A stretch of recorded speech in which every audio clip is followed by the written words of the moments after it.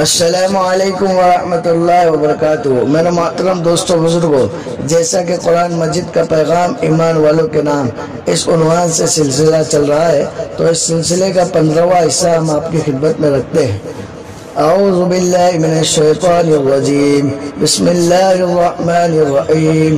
یا ایہا الذین آمنوا لا تأکلوا الربا اضعافا مضاعفا واتقوا اللہ لعلکم تفلحون۔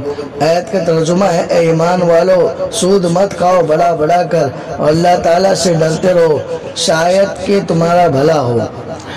اس آیت کریمہ کی تشریح ہے سود در سود کی صورت اور اس کا حکم۔ اہل تفسیر فرماتے ہیں کہ یہ آیت زمانہ جاہلیت کے سود سے متعلق نازل ہوئی ہے، جس کی صورت یہ تھی کہ ایک شخص کا کسی دوسرے شخص پر مال ہوتا تھا، تو جب اس مال کی ادائیگی کا وقت آتا تو وہ شخص مال والے سے درخواست کرتا کہ مجھے اور مہلت دو، میں تمہارے لیے تمہارے مال میں اضافہ کر دوں گا۔ اس طرح وہ مال بڑھاتا رہتا، یہاں تک کہ 100 روپیہ قرض کے بدلے میں 1000 کی جائیداد کا مالک بن جاتا۔ ہندوستان کے بعض ٹھیکیدار بھی اسی طرح کرتے ہیں۔ اصل قرض سے 1 پائی بھی زائد لینا حرام ہے اور کھلم کھلا ظلم ہے، اور اصل قرض سے کئی گنا زائد لے لینا، اس کی برائی کی تو کوئی حد نہیں۔ یہ تو سخت دلی اور بے رحمی کی آخری منزل ہے، اور سودی کاروبار چھوڑنے میں ہی کامیابی ہے۔ آیت کا یہ مطلب نہیں کہ تھوڑا حرام کھانا تو جائز ہے اور زیادہ حرام کھانا ناجائز ہے، بلکہ سود تھوڑا ہو یا زیادہ ہر صورت میں حرام ہے۔ یہ ایسا ہی ہے جیسے کوئی شخص یہ کہے کہ میاں پیٹ بھر کر جھوٹ نہ بولو، تو اس کا یہ مطلب نہیں کہ جھوٹ بقدر ذائقہ تو جائز ہے اور پیٹ بھر کر ناجائز ہے، بلکہ جھوٹ کی قباحت اور برائی کو واضح کرنے کے لیے ایسے الفاظ استعمال کرتے ہیں۔ سوال: اسلام نے سودی کاروبار پر سخت پابندی لگا کر اس کو ممنوع قرار دیا ہے، جبکہ سودی نظام میں جب لوگ اپنا پیسہ بینک میں رکھتے ہیں تو کسی کا کچھ نقصان نہیں ہوتا۔ سرمایہ دار بینکوں میں جمع غریبوں کی پونجی سے فائدہ اٹھاتا ہے، تو دوسری طرف غریب بھی اپنی چھوٹی سی پونجی پر کچھ نفع کما کر خوش ہوتے ہیں، تو آخر یہ سود کیوں حرام ہے؟ تو اس سوال کا جواب ہے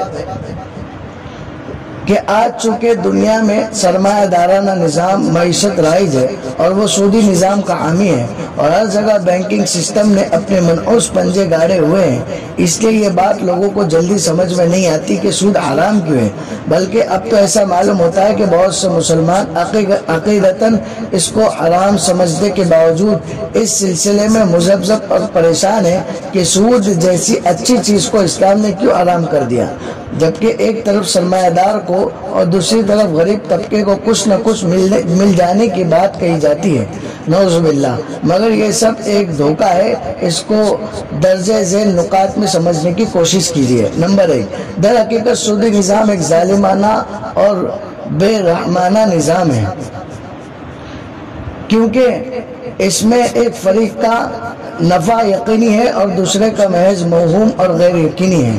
مثلا ایک غریب آدمی اپنی معمولی سی تجارت کو سہارا دینے کے لیے سود پر قرض لیتا ہے، تو قرض دینے والے سرمایہ دار کو قرض پر سود تو ہر صورت میں مل جاتا ہے، خواہ قرض لینے والا غریب اور مجبور انسان پر اپنی تجارت میں کامیاب ہو یا ناکام، خواہ اس کو نفع ہو یا نقصان۔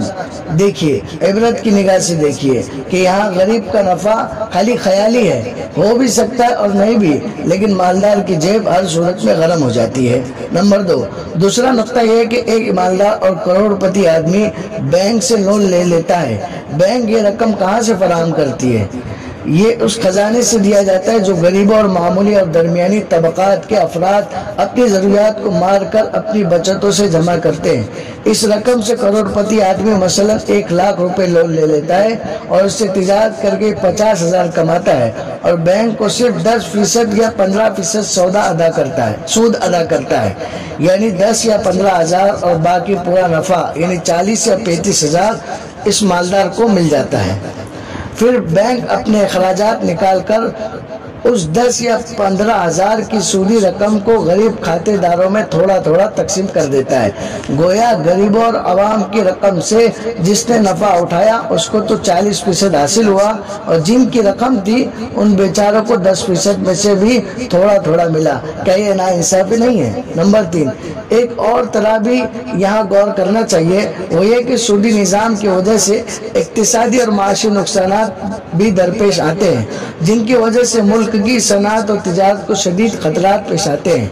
اس کو سمجھنے کے لیے ذہن میں یہ بات رہے کہ سود خور کی ذہنیت اپنی سخت دلی کی وجہ سے ہمیشہ اس بات کی آرزو مند ہوتی ہے کہ اس کو اپنے سرمایہ پر زیادہ سے زیادہ سود ملے، اور اس کے لیے وہ لوگوں کی ضروریات اور حاجات اور ان کی مصیبتوں اور پریشانیوں کے نازک اور جان لیوا مواقع کی طاق میں ہوتا ہے۔ اور اس صورتحال کا نتیجہ یہ ہوتا ہے کہ سرمایہ دار کا سرمایہ کچھ وقت کے لیے اس کے پاس تجوری میں بند رہتا ہے اور کسی کام میں نہیں آتا، جبکہ بے شمار لوگ سرمایہ نہ ہونے کی بنا پر مارے مارے پھرتے ہیں، مگر یہ سرمایہ دار اپنا سرمایہ یعنی موڑی اس کو نہیں دیتا کہ شرع سود خاطر خواہ نہیں ہے۔ اس کا نتیجہ یہ ہوتا ہے کہ ملکی تجارت اور صنعت شدید خطرے میں پڑ جاتی ہے اور قوم کو معاشی مشکلات درپیش ہو جاتی ہے۔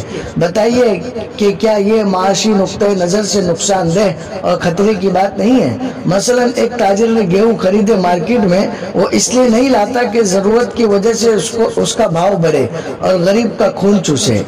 اس آیت سے ہمیں کیا سبق حاصل ہوتا ہے؟ نمبر 1، دنیا آخرت کی کامیابی نفسانی خواہشات کو چھوڑنے میں ہے۔ نمبر 2، سود کو حرام کرنا فقیر کے فائدے کے لیے ہے۔ نمبر 3، اسلام ہی انسانیت کا ہمدرد ہے۔ اللہ تبارک و تعالی ہمیں سود کے کاروبار سے بچنے کی توفیق عطا فرمائے، اور مغفرت کا عشر چل رہا ہے، زیادہ سے زیادہ استغفار کرنے کی توفیق عطا فرمائے۔ السلام علیکم ورحمۃ اللہ وبرکاتہ۔